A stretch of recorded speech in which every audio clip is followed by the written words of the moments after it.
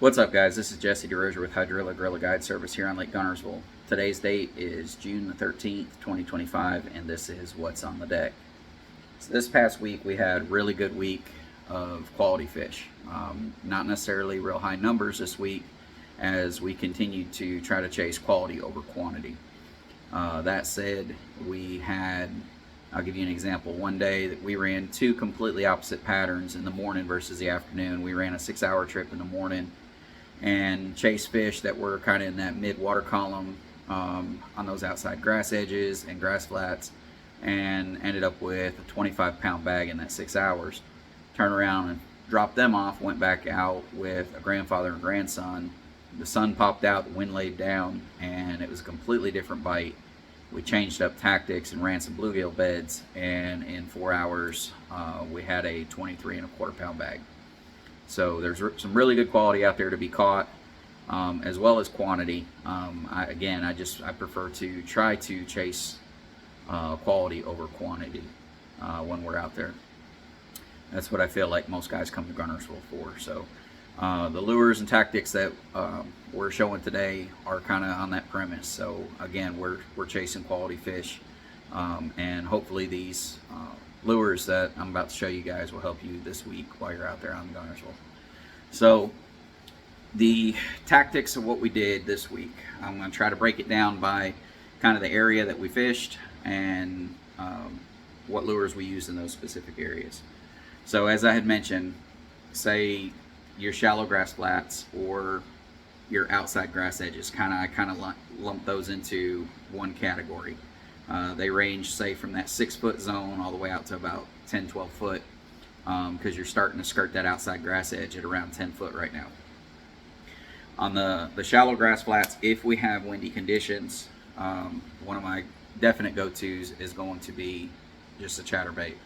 I prefer the 1/2 ounce to do the vast majority of my work with a chatterbait. I like to run it in that, say, 4 to 6 foot zone. Some of these areas that are out deeper, say in even 8 foot, now we're starting to get the grass growing up, and you might have 4 foot of water column from the surface down to the top of the grass, and that's ideal. So don't think just always to the bottom of the lake, but say to the top of the grass. So that 4 to 6 foot zone to the top of the grass, I'm going to be looking for that 1/2 ounce chatterbait.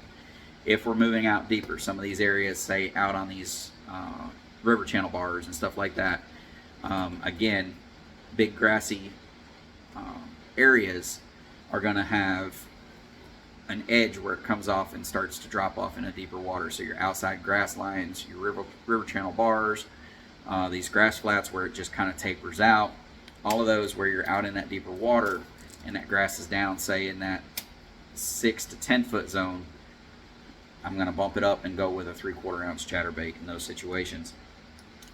Again, got to have the wind to really get that bite going. If you're out there and you're throwing this, not to say that you won't get a bite here or there, but you're not going to be near as successful as you would be if you had windy conditions. If the wind lays down, I'm definitely going to be changing tactics. I'm not going to continue throwing that. Again, if I've got some wind, say the grass is a little bit thicker or a little bit shallower and I'm not able to get that chatterbait through it, but I'm still looking to be throwing a moving bait, that's where I'm going to pick up that 5-inch producer swim baits and that Swiminator. That 5-inch on the Owner Flashy Swimmer, it's a 3/8 ounce 6/0 hook with a silver willow leaf blade. That's my go-to right now, guys, for the one, a really big bite. Two is it's like 4-wheel drive. I mean, you can get it through places that you're not going to get that chatterbait through just due to the fact that the blade constantly kind of snagging and pulling in grass. Now, say changing tactics, same area, but now like we had a lot this week where the wind lays down. Might still be cloudy conditions, might be sunny conditions.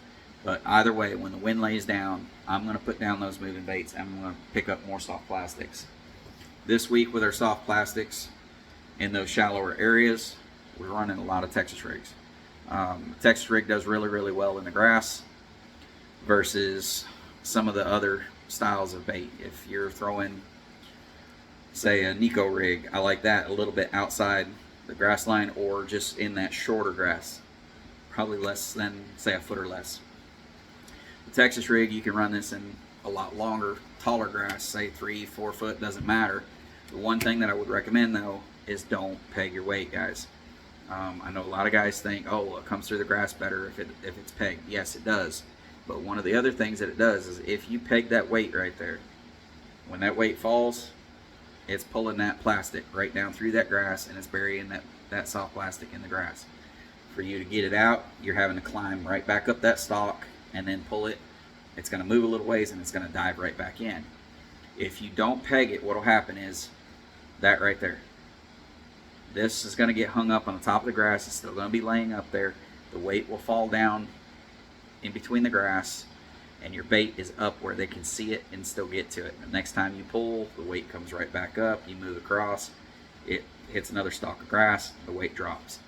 So unless you're out and you're working, one, punching, you're trying to get through the grass, or two, say you're out on a ledge where it doesn't necessarily matter, then absolutely, if you want to peg it. But I personally feel like we get more bites not pegging it when we're in thicker grass.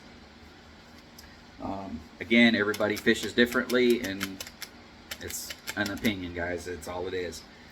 So take it for what you will. If you want to use it, use it. If not, no big deal. Again, soft plastics.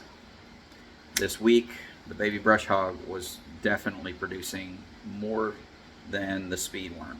The baby brush hog has done a lot of damage this week up in those shallow grassy areas. The profile seems to be definitely what they're wanting, that or a big worm. So again, unpegged, allowing for it to separate, kind of get to where it's just kind of laying on the surface of that grass. The third bait, and we're working this one in a little bit different area. So those are more in, say, deeper grass, up in the actual grass flats.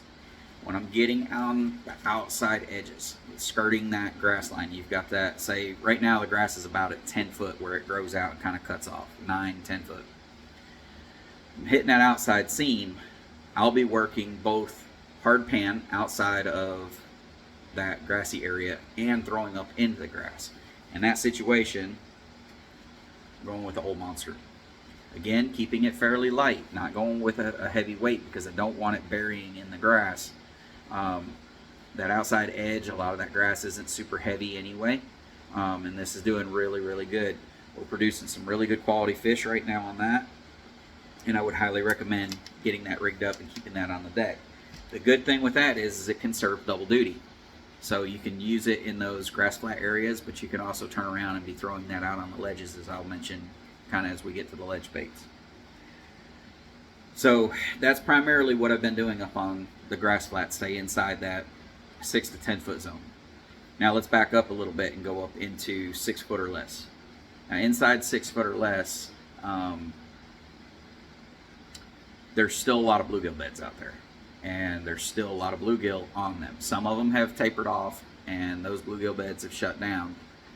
There may be another wave that comes in, sets up on them, but some of them have completely went cold. However, some of them are still really producing. That bag that I was talking about with the grandfather and grandson, that we had 23¼ pounds in 4 hours, that grandson did some damage with that right there. Just a wacky worm up in that shallow water, getting up in those bluegill beds. And if you can find those active beds, guys, there's some really good quality fish still up there running around. I thought that it was tapering off there a couple weeks ago. Turn around, next moon phase, it really fired back up and had another strong wave come in. So it is still active and producing. Now, getting to that outside grass edge, we're going to go the opposite direction. So we went just inside 6 foot and had done 6 to 10. Now we're going to go, say, from 10 to 16 foot. That 10 to 16 foot, like I said, you're getting just on the outside edges of the grass, but you're also hitting some of these ledge spots as well.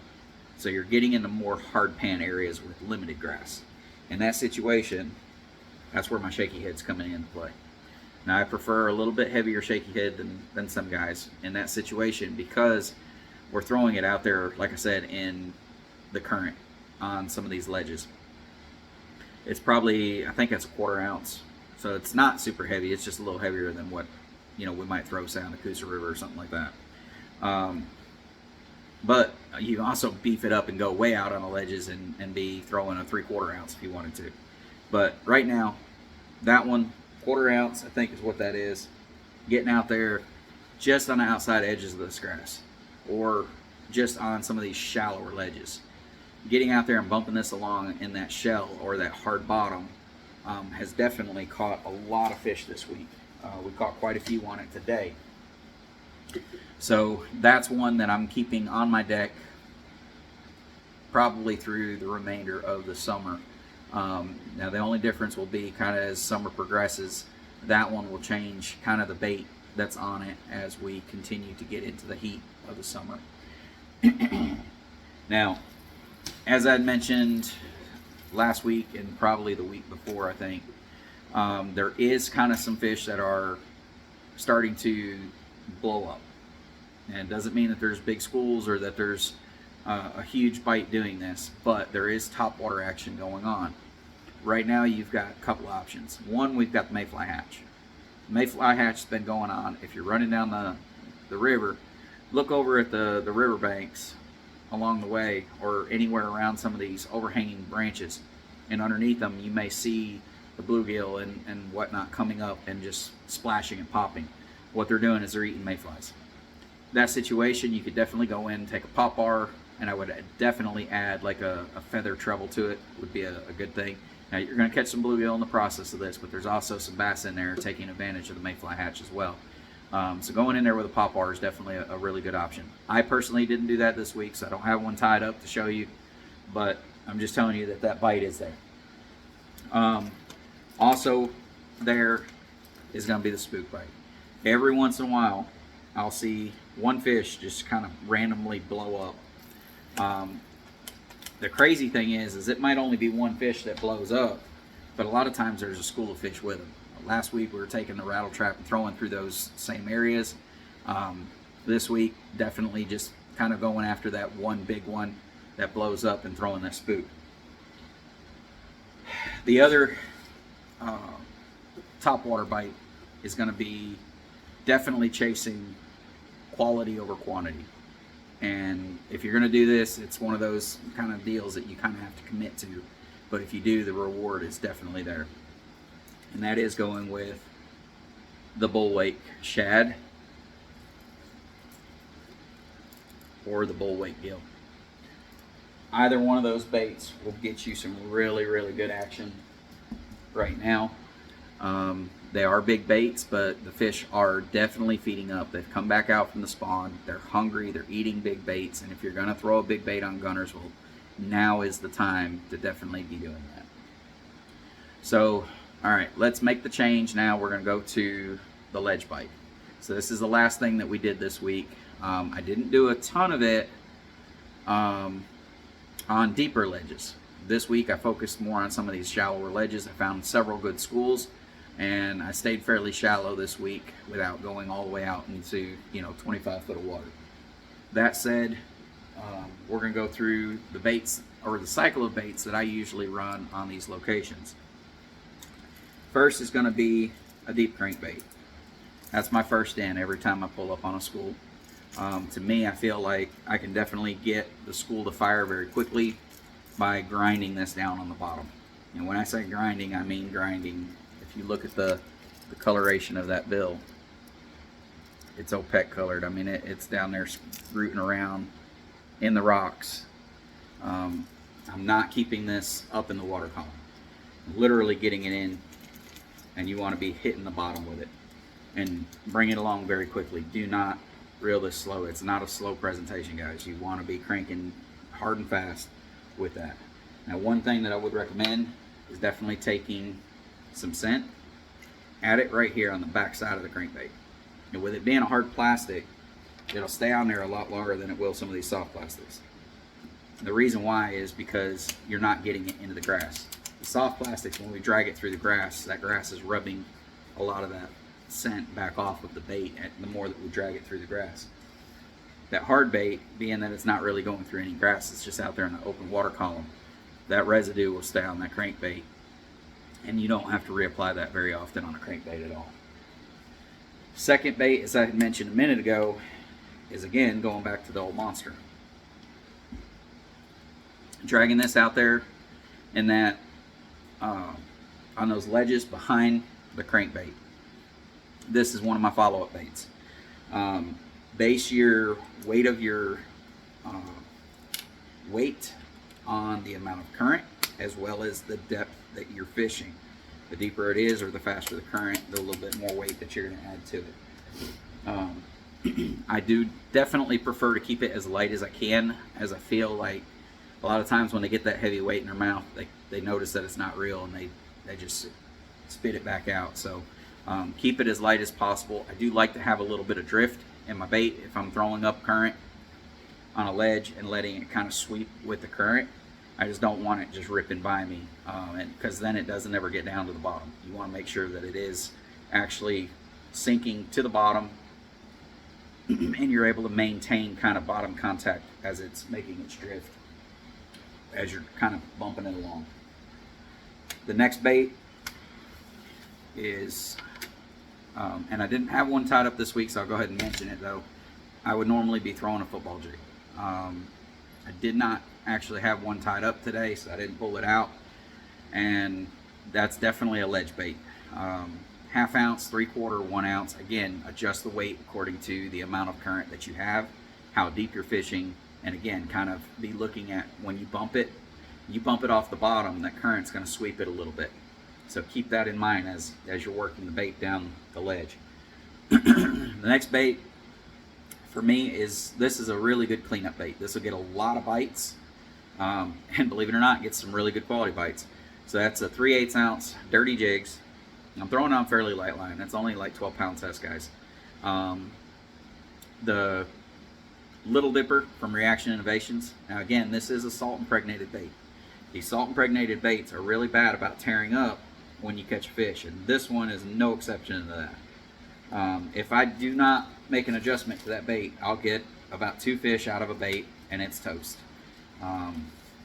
If I take the time though, get that untangled, and take a little bit of the Avid Anglers fishing glue, put that on there and glue that head on, what'll happen is, even if I'm fighting a fish, what happens most of the time is as you're fighting the fish, they're pulling pressure against this plastic and it pulls down to the actual hook and it rips.